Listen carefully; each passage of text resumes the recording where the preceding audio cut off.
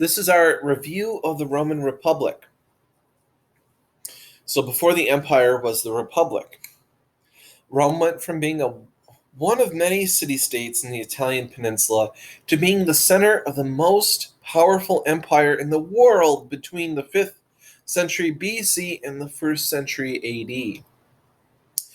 During the Republican period of Rome, political offices and institutions were designed to prevent any one man from becoming too powerful. These systems began to break down in the 1st century BC. Rome was able to gain its empire in large part by extending some form of citizenship to many of the people it conquered. Incorporation is key when you're conquering. Military expansion drove economic development, bringing enslaved people and loot back to Rome, which in turn transformed the city of Rome and the Roman culture. We'll start with the review of political institutions. How did Rome go from being one of many city-states in the Italian peninsula to being the center of the most powerful empire in the ancient world? Well, part of the answer lies in the political institutions that Rome developed early in its history, during the Republic. As Rome expanded its influence over more and more areas, its political institutions proved both resilient and adaptable, allowing it to incorporate many diverse populations. We're talking people that don't look the same, sound the same, dress the same, act the same, have the same religion, but because of these institutions, they were all able to be part of one nation, one empire, the Roman Empire. So, according to Roman tradition, the Republic began in 509 BC, when a group of noblemen overthrew the last king of Rome. The Romans replaced the king with two consuls. Consuls are rulers who had many of the same powers as the king, but were elected to serve 1-year terms. So we're limiting the power. There's also two consuls. They had to rule together. So no longer will one man be in charge of everything forever. There's term limits, and you have to share the power. So you can think of the consul as like a president. You're elected, you have a term to serve, there's a limit. Each consul could veto, which means I forbid. This is a rejection of the actions of the other consul. Remember, they have to rule together. If one disagrees, nothing happens. Both must agree. Although the Office of Consul probably did not exist in its final form until around 300 BC, the idea behind this change to prevent any one man from becoming too powerful was present early on in Roman thought and shaped many of Rome's political institutions. And we have this idea still today.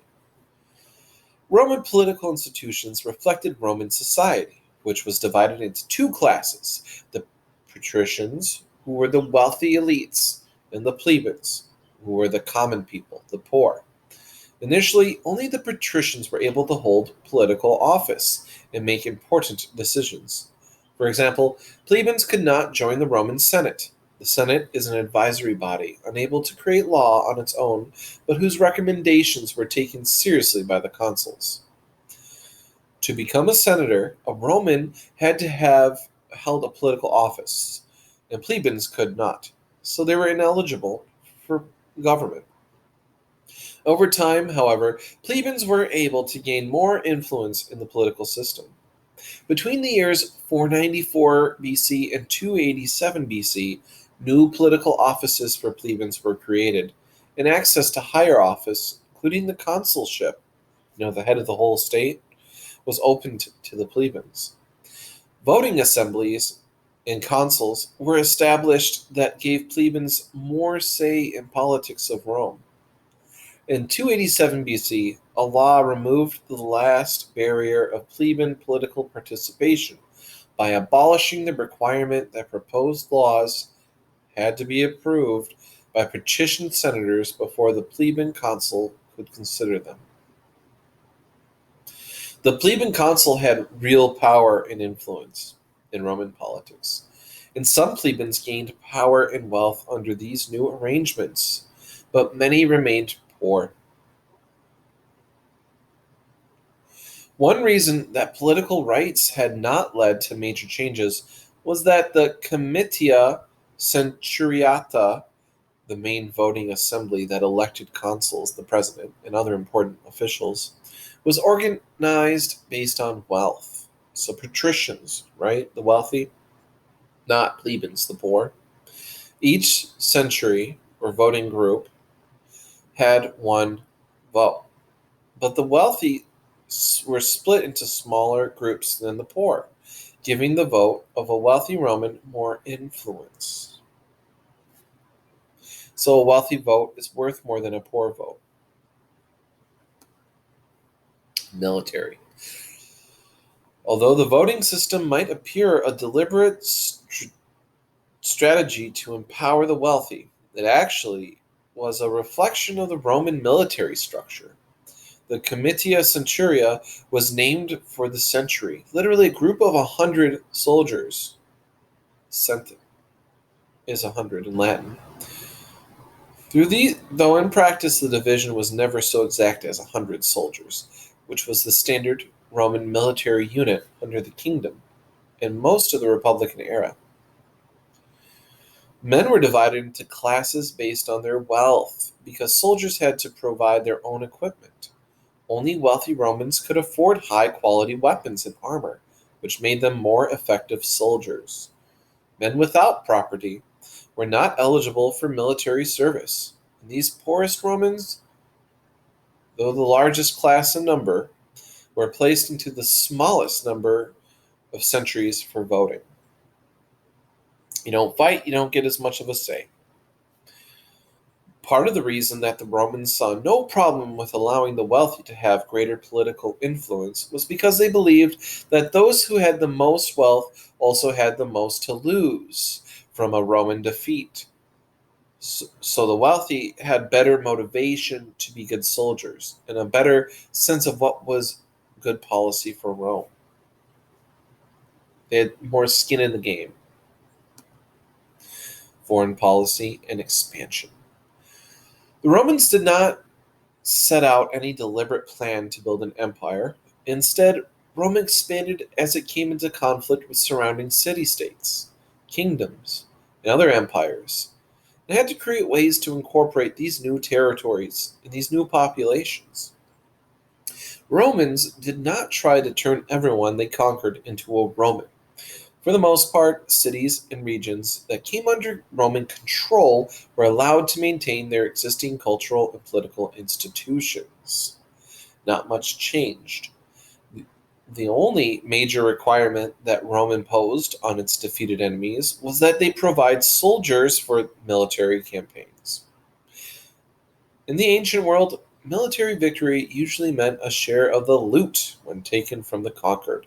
So participating on the winning side of a conflict offered incentives to Romans and Rome's new allies.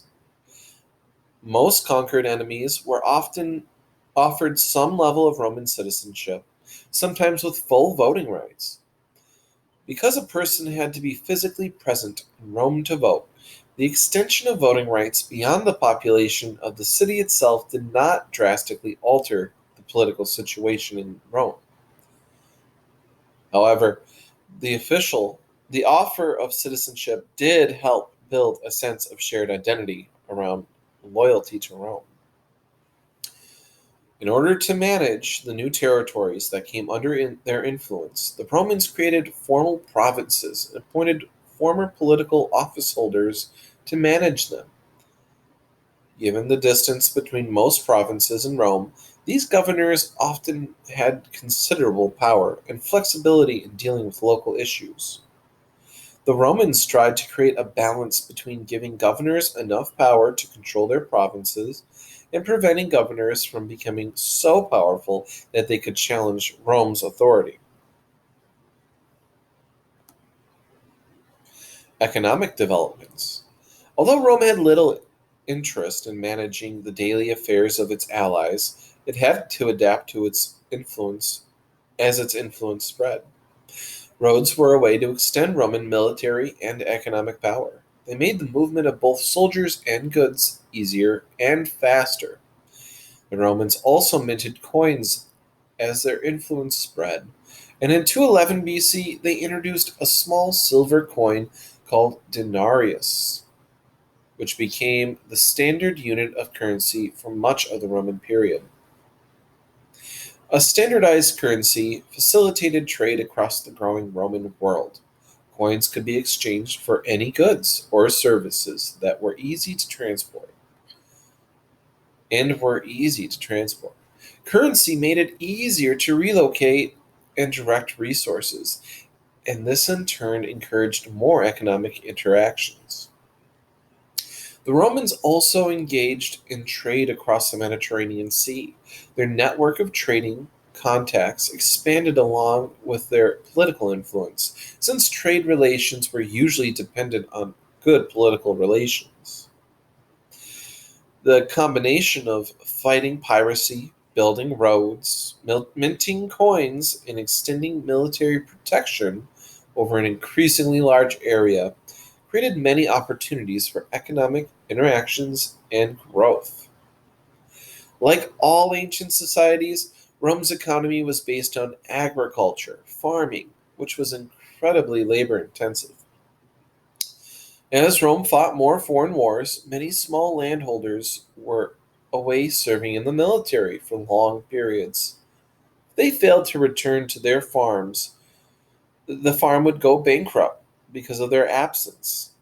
So wealthy Romans bought their land, creating larger and larger farms, known as latifundia. Further, it was common practice to enslave and sell war captives. The increasing number of military conquests brought many enslaved people into the Italian peninsula. Because the economies of scale and because enslaved people could be made to work longer and harder than free Romans, this trend further increased economic production. The increased income from expansion supported development by creating demand for greater supplies of farm products. Some owners of large farms, the latifundia, even switched from growing staple grains to highly valued crops such as olives and grapes, or raising animals instead of plants. This would have been an option small family farms would not be optional for small farms. Only the large farmers could make these highly profitable products. Urban development of Rome. Even as the empire expanded, an important political all important political decisions for the empire were still made in Rome, and the city itself grew and changed with its empire. An increasingly large urban population required the development of sanitation systems to maintain a minimum level of public health. The Romans had developed a sewer system early in its city's history. The first aqueduct, structured to deliver water to the city over a long distance, was built in 312 BC, as was the first road, the Via Appia. You can see on the map this road, the first Roman road, was in white. And it goes along the coast. A lot of the cities are attached to it. It was good for trade. The ability to collect taxes and currency, growth of economic production and trade, and military victories all provided funds for building projects in Rome. Here's one. This is the remains of the Aqua Claudia in Rome. Water flowed through the channels near the top of the structure. Besides roads, aqueducts, and sewers, the Romans built temples and political buildings too. Victorious generals would dedicate temples to particular gods, and they paid for these temples with the loot they captured on campaign. Here's one of the Roman roads. It's still here today in modern day Turkey. So their urban development is still here today. Very long lasting, very good roads, very good buildings. Rome became the most powerful state in the world by the first century BC through a combination of military power, political flexibility, economic expansion, and more than a bit of luck. This expansion changed the Mediterranean world and also changed Rome itself. New institutions, such as provincial governments, were created to deal with the management of the empire. Cultural culture was transformed as outside influences, especially from Greece, came into fashion within Rome. And the city itself was physically transformed by the influx of loot and people brought by success abroad. So, what do you think? In what ways did the Romans limit the political power of any one man? How did Roman political structures limit the influence of the poor? What was the reasoning behind dividing the military into units based on wealth? Why might Rome have offered conquered people some level of citizenship? Why would they do that to a conquered person? Why would a road system have helped the Roman military? How could the road system encourage economic activity? Why are roads helpful, basically?